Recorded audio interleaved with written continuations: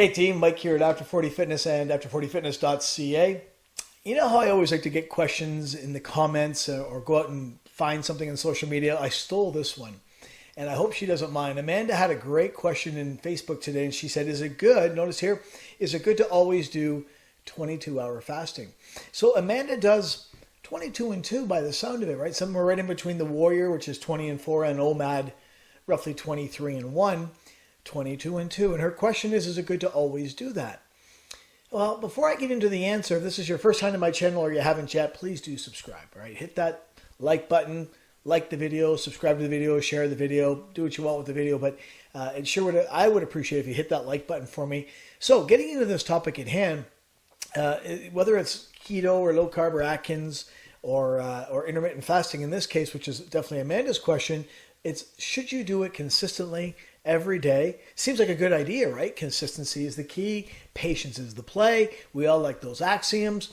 And yet there is some research, some studies, some science we're going to look at today that suggests Amanda maybe shouldn't. Maybe she shouldn't do extended periods of 22 and 2. Maybe she should mix it up. This reminded me when I saw this question, and it comes up frequently, of a book. I'm going to show you an image of it right here, The Guide to Flexible Fasting by Lyle McDonald. Now, this came out, I kid you not, back in like 2005, and he already back in 2005 was talking about the merits of not doing the same fast day in, day out.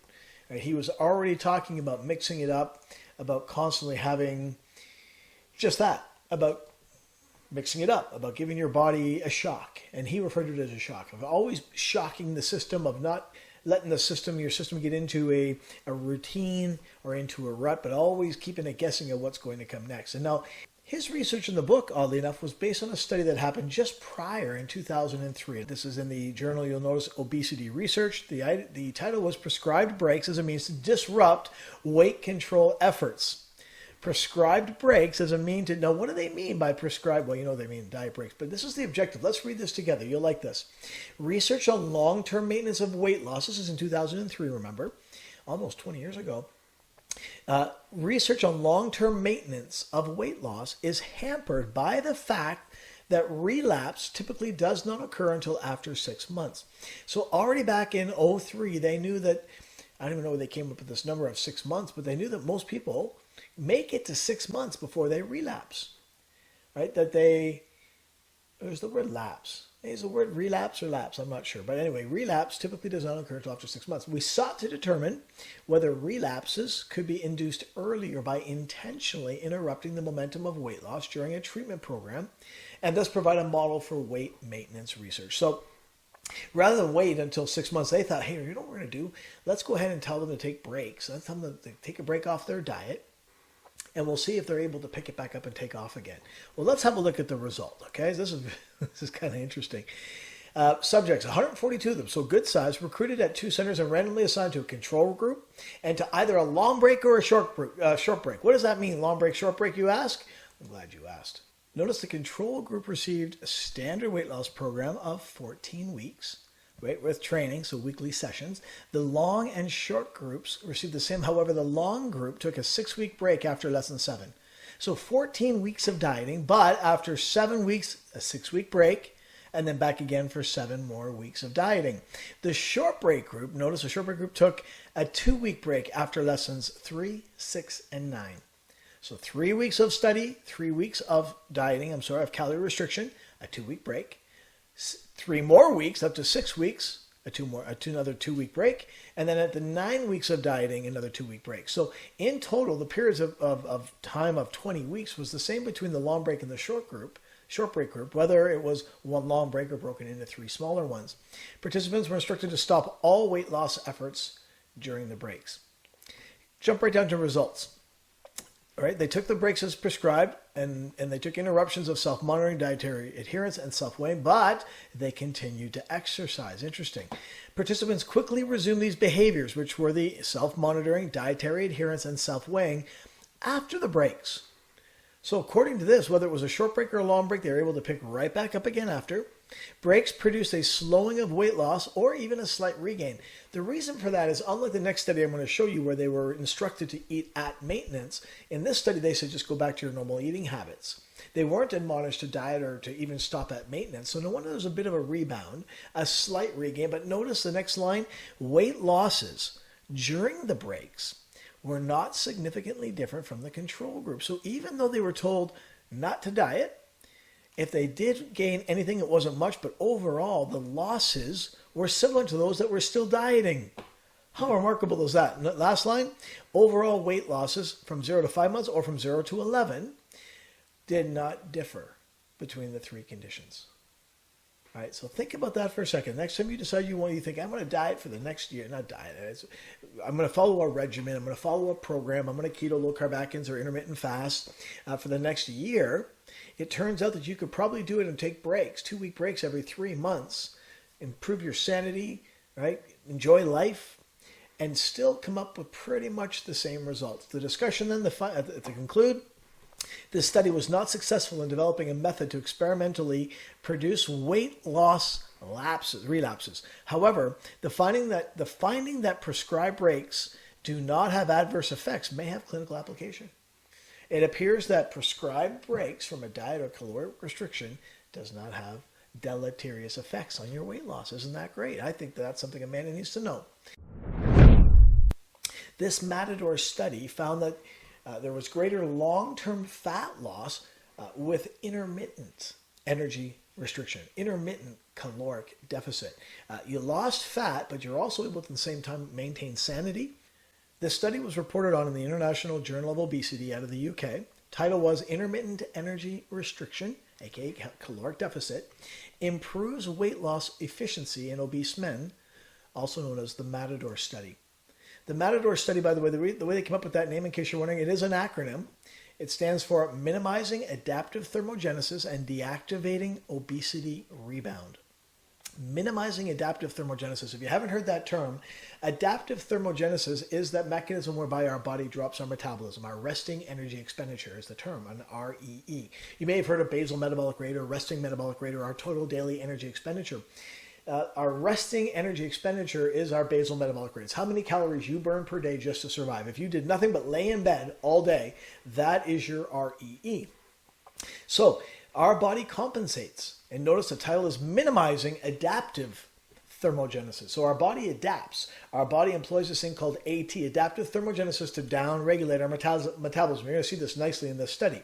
We're going to minimize that and try to deactivate obesity rebound, which ties directly into thermogenesis. That adaptive thermogenesis says that if your metabolism drops by 20 or 25%, you can't eat those calories anymore.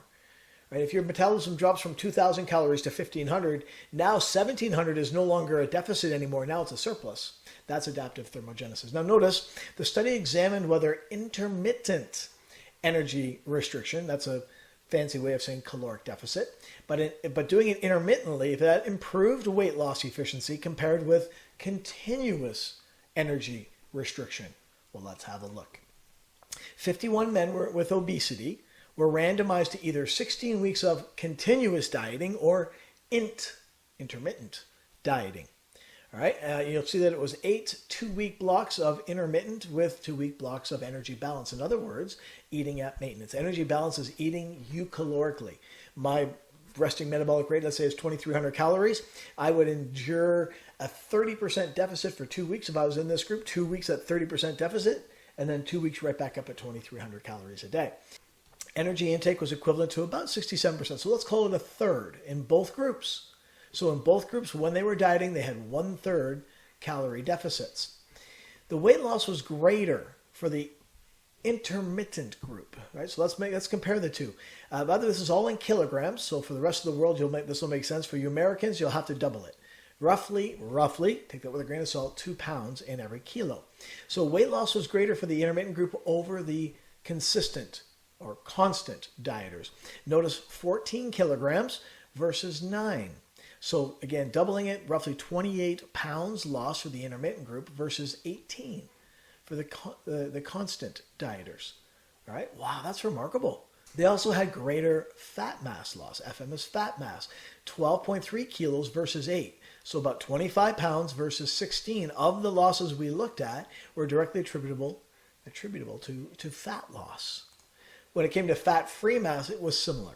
You'll notice it says 1.8 to 1.2. So roughly, let's call it 4 pounds to 3 pounds was fat-free mass. Now that does mean muscle, but not just muscle. That could be water weight.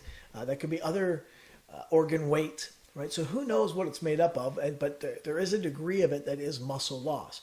Nonetheless, the difference in the eyes of the study, you'll notice it says that fat-free mass loss was similar. So this difference of roughly a pound from 3 to 4 pounds, or from 1.2 kilograms to 1.8 is it's not considered a significant enough delta for them to draw attention to it, that's interesting. So we can say that the weight loss and the fat loss was substantially better for intermittent, but this component was close enough to call a draw. And as for resting energy expenditure, right, our metabolism, that adaptive thermogenesis we talked about, while reduction in absolute REE, resting energy expenditure or metabolism, did not differ between the groups. Well, it did.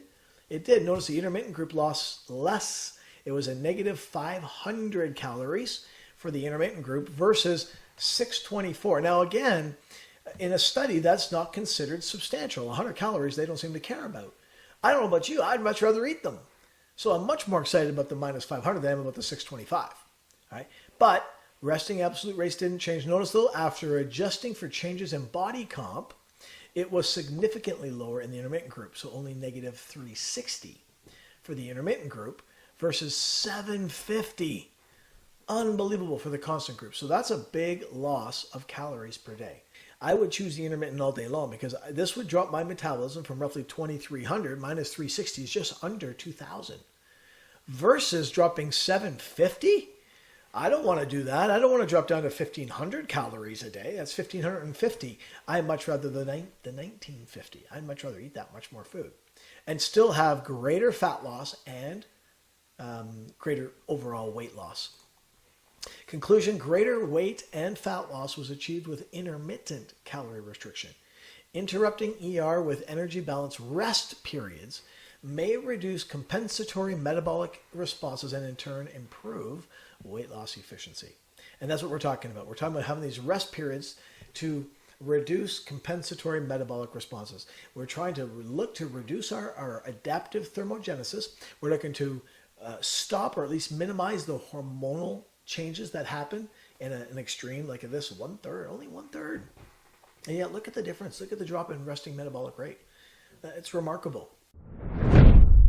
So my point in this is an answer to Amanda's question. And if you're thinking the same, if you're thinking, I wonder if I should mix it up. Should I always do 18 and 6 long term? Should I always do 16 and 8 or 20 and 4 or 22 and 2 or 23 and 1 or alternate day fasting or 5 and 2 fasting? It looks like it doesn't seem to matter which methodology you do. You should mix it up. You should change it up. I personally follow a methodology that is constantly changing. And so this nicely endorses my methodology, which is, and I don't mind telling you, for me, it's typically Mondays food free. So from dinner on Sunday until lunch on Tuesday, a 40-hour fast. I like that. I like that most Mondays, unless I'm not really feeling the vibe. Most Mondays I don't eat, and I just go from Sunday at dinner till Tuesday at lunch. Now, the rest of the time, the other 6 days is usually a mix. It's either for me 18 and 6 or closer to 20 and 4. But the reason I like that, either of those methodologies, and I'm not a fan of OMAD, is I cannot get my protein target in OMAD. I cannot eat for an hour or even 2 hours, to Amanda's point of 22 and 2. I can't do it and get my protein target. I can't eat 150 grams of protein in that period of time. I need a minimum of 2 meals. And I prefer 18 and 6 because I can do not only 2 meals, I can break my fast with a smoothie, a lean whey protein smoothie. An hour later, have my first meal. I can have a snack in between, maybe some pork rinds covered in chicken and some cheese. A little pseudo nachos is what I call those. And then dinner with the family at 6 or 6:30. So I'm partial to a bit bigger window just to make sure I can get my 150 grams of protein in. You do you. Okay, but the point of this whole lecture and the takeaway for you is please find opportunities to mix it up. Right? Do a week at a time. Do a week of good, strict keto or low-carb or Atkins or intermittent fasting, and then do a week of back up to maintenance. You will not regret it. Your hormonal balance won't regret it. Your endocrine system won't regret it. Your metabolism won't regret it. You won't regret it, right? When you decide to come off your program, when you do hit your target weight, you'll have more calories to play with, more food to eat. On that note, I hope you enjoyed that. Got some good takeaways. Again, best comments in the comment section get turned into videos just like this one. Don't forget to hit the like button. Don't forget to subscribe. And on that note, I'll see you in the next one.